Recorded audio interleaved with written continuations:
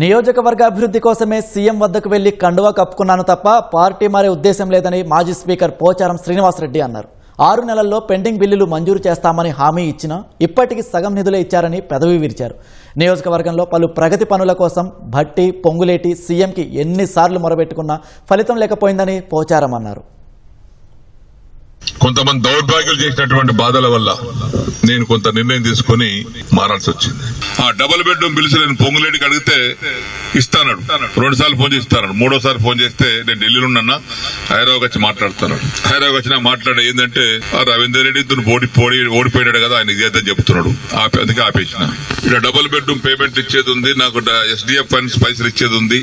కార్యకర్తలు చేసుకున్నారు. ఇవన్నీ పేమెంట్ జరగాలని రేవంత్ రెడ్డి గారి తమ్ముడు కృష్ణారెడ్డి గారి దగ్గర మా భాస్కర్ బాబును తోలేసిన.